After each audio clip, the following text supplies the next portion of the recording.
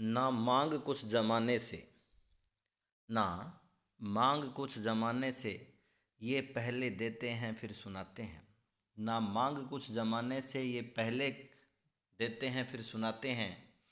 किया जो एहसान एक बार, तो फिर बार बार जताते हैं।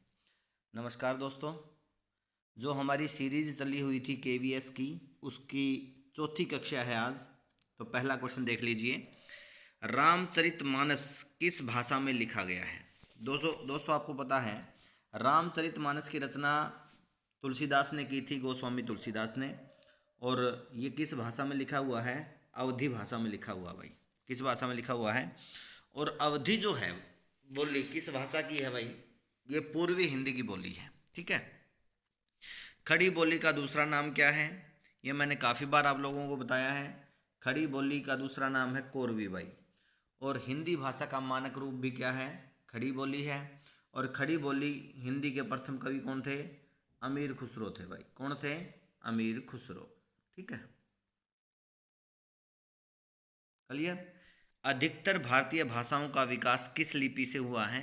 तो आपको पता है, अधिकतर भारतीय भाषाओं की लिपि का विकास ब्राह्मी लिपि से हुआ है। सबसे प्राचीन जो लिपि है वो ब्राह्मी लिपि है भाई। देवनागरी लिपि किस भाषा की लिपि है? पंजाबी, बांग्ला, उर्दू, हिंदी। तो आपको पता है, हिंदी, संस्कृत, नेपाली, मराठी, कोंकणी, इन 5 भाषाओं की लिपि का नाम देवनागरी है। क्षय वर्ण किसके योग से बना है? क्षय जो वर्ण है वो कै प्लस क्षय से मिलकर बना है भाई। षटकोण मूर्धन्य क्षय है ये। ठीक है। निम्न में से किस वर्ण का उच्चारण की दृष्टि से दंत्य नहीं है? निम्न में से कौन सा वर्ण उच्चारण की दृष्टि से दंत्य नहीं है? इसका मतलब दांत से नहीं बोला जाता। तो इसके लिए मैंने एक शॉर्टकट बताया था आपको, तुलसी। क्या बताया था? तुलसी। तू का मतलब तय वाली लाइन, तय थ द धन है, तो तय ये रहा, तय थ द, और न ये रहा। ल और स दंत से बोले जाते हैं, तो क्या बच गया भाई? तय बच गया। तो तय का उच्चारण स्थान हमारा मूर्धा होता है। ठीक है, तो ये दंत्य नहीं है भाई। कै वर्ण का उच्चारण स्थान की दृष्टि से क्या है? कै वर्ण उच्चारण की दृष्टि से क्या है आपको पता है? कै कंठ्य होता है भाई। ठीक है। निम्न में से कौन सा वर्ण घोष है? तो आपको पता है घोष वर्ण कौन से होते हैं। मैं अब आपको बता दूं, घोष वर्ण प्रत्येक वर्ग का तीसरा, चौथा और पांचवा वर्ण, सभी अंतस्थ व्यंजन ग्यारह लैवे होते हैं, और एक है, ये हमारे घोष होते हैं। और घोष को ही सह घोष बोलते हैं। तो इसमें आप लोग देख लीजिए कौन सा है घोष। इन्होंने पूछ रखा है पैप है, ये तो नहीं हो सकता। देखो दोबारा से बताता हूँ मैं आपको, ये नहीं हो सकता क्योंकि ये पहला वर्ण है। टैट है, ये भी पहला वर्ण है। तय थ द, थ दूसरा है, तो क्या बच गया? द। तीसरा, चौथा, पांचवा मैंने बताए हैं। ये हमारा घोष वर्ण है भाई। क्लियर। निम्न में से वर्तनी की दृष्टि से कौन सा शब्द शुद्ध है? वो चीज देख लीजिए भाई। शीर्षक शब्द हमारा ये रहेगा। शीर्षक शब्द ये होता है। अब मंत्रिमंडल आप गैस कीजिए। ABCD आपके सामने है। 10वां क्वेश्चन, 10वां क्वेश्चन का आंसर दे दीजिए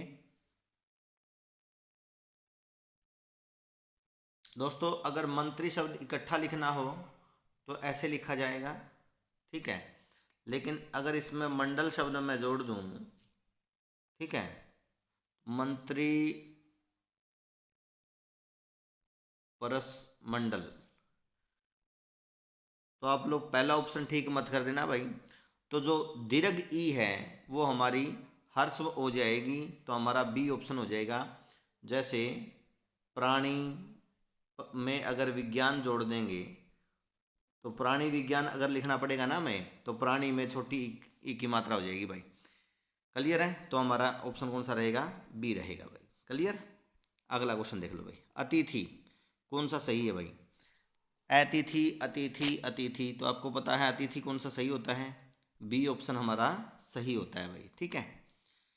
अगर कक्षा आपको अच्छी लग रही हो ना, तो आप लोग इसको शेयर कर दिया करो, लाइक भी कर दिया करो। ठीक है ना। बाकी आप लोगों की मर्जी है भाई, आप लोगों का फ़ायदा होना चाहिए, मेरी वाली कोई बात नहीं है। पूर्ति शब्द हमारा सी रहेगा भाई। ठीक है। नीरसता शब्द हमारा कौन सा रहेगा? नीरसता शब्द हमारा ये रहेगा भाई। नीरसता शब्द, ठीक है, नीरस में ता प्रत्यय लग रहा है भाई। महा प्लस आत्मा से महात्मा बनेगा, और महात्मा में दीर्घ संधि है। महात्मा में अगर समास पूछा जाए तो कर्मधारय समास है। कौन सा समास है? कर्मधारय, ठीक है, कर्मधारय समास है भाई महात्मा में। क्लियर? और देख लीजिए अगला क्वेश्चन है, रमा प्लस ईस रमेश होता है, ये हमारी गुण संधि आपको पता है। उच्चारण का संधि विच्छेद क्या होगा? उत प्लस चारण होगा, ये हमारा डी ऑप्शन हो जाएगा भाई। रसोई घर, रसोई घर में कौन सा समास है? रसोई घर में तत्पुरुष समास भाई, आपको पता है, ठीक है, रसोई के लिए घर। नील गाय में कौन सा समास है भाई? तत्पुरुष है, अव्ययी भाव है, कर्मधारय है या द्विगु है? तो नीली है जो गाय, मैंने आपको बताया रंग का नाम हो वहां पर कर्मधारय समास होता है। पीताम्बर, पीत है अंबर जिसका, अर्थात विष्णु, जब विष्णु इसने बता दिया तो जाहिर सी बात है तो यहाँ पर बहुव्रीहि समास हो जाएगा भाई, ठीक है, क्लियर? चार पाई पर चादर बिछा दो, चार पाई पर चादर बिछा दो में पर अधिकरण कारक का चिन्ह होता है, इसमें कारक हो जाएगा अधिकरण भाई, ठीक है। वह घर से बाहर गया, घर से अलग हो गया तो वहां पर अपादान कारक हो जाएगा भाई, कारक हमने बताना था। अच्छा अगला बता दो भाई, अग्नि का पर्यायवाची शब्द बता दो भाई। सोम, हुतासन, अक्षी, आलय। सोम आपको पता है अमृत का पर्यायवाची है, अक्षी आंख का पर्यायवाची होता है, आलय घर का पर्यायवाची होता है, तो हुतासन बच गया भाई। आग, अग्नि, अनल, दहन, ज्वाला, हुतासन, कृषाणु, ये हमारे अग्नि के पर्यायवाची हैं भाई। कमल का पर्यायवाची शब्द हमने बताना है, तो कमल का पर्यायवाची जलज होता है, जल में जन्म लेने वाला जलज, ठीक है जी। इंद्र का पर्यायवाची शब्द हमने बताना है, तो इंद्र का पर्यायवाची शब्द मध्वा होता है भाई, क्या होता है? मध्वा। घर का पर्यायवाची शब्द हमने बताना है, तो घर का पर्यायवाची शब्द निकेतन होता है बेटा, क्या होता है? निकेतन होता है। हरिण का पर्यायवाची शब्द क्या होता है? वो आपको पता है मृग होता है, ठीक है, क्लियर है। अगला देख लो, उपकार का विलोम शब्द, उपकार का विलोम शब्द अपकार होता है भाई। उपकार में तो उपसर्ग है और अपकार में अप उपसर्ग है भाई, ठीक है, क्लियर। आगत का विलोम शब्द हमने बताना है, अनागत, विगत, स्वागत, विरत। तो आगत का अनागत रहेगा और अनागत में अन उपसर्ग रहेगा और अन भी हलंत वाला रहेगा, ठीक है, ये उपसर्ग हो जाएगा हमारा। सापेक्ष का विलोम शब्द हमने बताना है, सापेक्ष का विलोम शब्द निरपेक्ष होता है भाई, क्या होता है? निरपेक्ष। समर्ण का विलोम शब्द क्या होता है? विस्मरण होता है, क्या होता है? विस्मरण। अथ का विलोम शब्द क्या होता है? अथ का विलोम शब्द इति होता है, काफ़ी बार मैंने आपको करवाया है और काफ़ी बार पेपर में ये देखने को मिलता है भाई। निम्नलिखित वाक्यों वाक्यांशों के लिए एक शब्द बताना है भाई। जिसमें संदेह न हो तो वह असंदिग्ध होता है भाई, जिसमें संदेह न हो असंदिग्ध, और जिसमें संदेह हो संदिग्ध हो जाएगा भाई। जिस पर मुकदमा चल रहा हो, चोर, अपराधी, अभियुक्त, प्रतिवादी, तो अभियुक्त रहेगा भाई, अभी इसमें उपसर्ग हो जाएगा। जो आंखों के सामने हो उसको प्रत्यक्ष बोलते हैं, प्रत्यक्ष में यण संधि है, प्रत्यक्ष में प्रति उपसर्ग है, ठीक है, प्रति प्लस अक्ष से ये बनता है।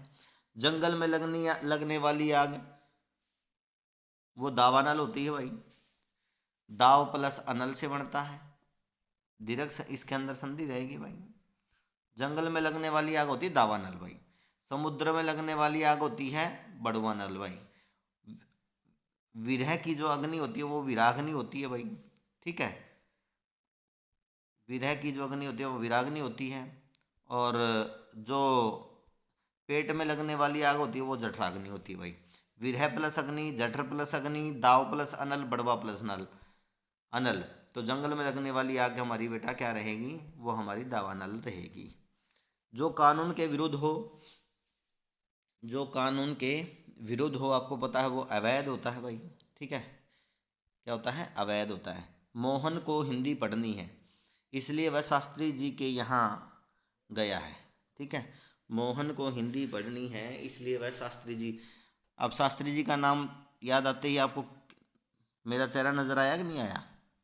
चेहरा शब्द पुल्लिंग होता है, ठीक है, तो ये हमारा हमारा संयुक्त वाक्य रहेगा, क्या रहेगा? संयुक्त। और, तथा, किंतु, परंतु, लेकिन, या, वह, अथवा, एवं, अतः, इसलिए, इन इन योजकों से जो वाक्य जुड़ते हैं वो संयुक्त वाक्य होते हैं भाई।